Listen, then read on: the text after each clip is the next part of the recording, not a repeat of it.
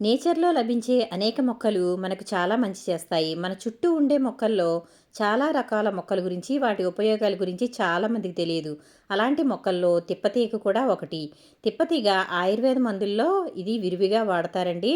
సిటీలలో ఉండే వాళ్ళకి తెలియకపోవచ్చు కానీ, పల్లె జనాలకు మాత్రం ఇది నిత్యం కనిపిస్తుంది. ఇది గ్రామాల్లో ప్రతి ఇంటి పరిసరాల్లో పెరుగుతూనే ఉంటుంది. మరి ఇది కషాయం ఏ విధంగా తయారు చేసుకోవాలో, దీని ప్రయోజనాలేంటో మరి చూసేద్దామా? Welcome back to my channel.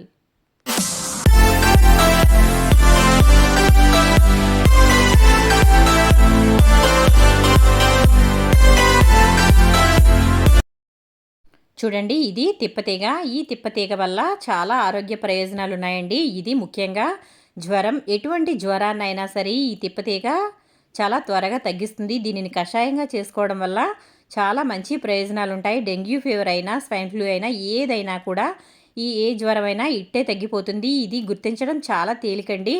ఇది ఎక్కువగా పొడవుగా ఉన్న చెట్ల మీదకైతే ఈ తీగ పాకుతుంది.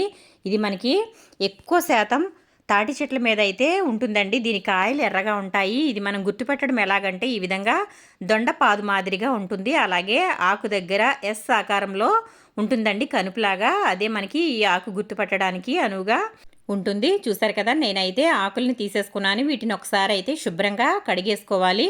ఇలా మంచినీళ్ళతో కడుక్కున్న తర్వాత మనం వాటర్లో వేసి వీటిని మరిగించుకోవాలండి. ఒక గ్లాస్ వాటర్ పోసుకున్నట్లయితే మనకి అర గ్లాస్ వరకు రావాలి. ఆ విధంగా కషాయం అనేది తయారు చేసుకోవాలి. చూడండి, నేను ఇక్కడ ఒక గిన్నెలో అయితే ఆకులు వేసేసుకున్నాను. ఆ తర్వాత ఒక కప్పు ఫుల్గా అయితే వాటర్ అయితే వేస్తున్నాను.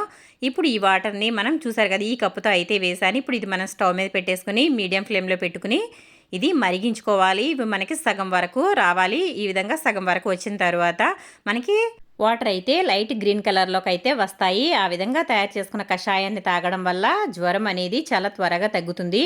ఈ కషాయం వల్ల రోగనిరోధక శక్తి పెరుగుతుందండి. మీకు ఒకవేళ ఆకు దొరకకపోతే ఆయుర్వేద షాపుల్లో దీని పౌడర్ అమ్ముతారండి. ఆ పౌడర్ తెచ్చుకుని మనకి వాటర్లో ఇది మరిగించుకుని తాగడం వల్ల రోగనిరోధక శక్తి పెరుగుతుంది. అలాగే మనకి దగ్గైనా జలుబైనా సరే ఈ విధంగా కషాయం కాసి తాగడం వల్ల చాలా త్వరగా తగ్గుతుందండి. చాలామందికి జలుబు చేస్తే వారం వరకు తగ్గదు కదా, కానీ ఈ విధంగా కషాయం కాచుకుని తాగండి. ఈ తిప్పతీగ వల్ల చాలా త్వరగా తగ్గుతుంది. మనకి ఇమ్యూనిటీ అయితే బాగా పెరుగుతుందండి.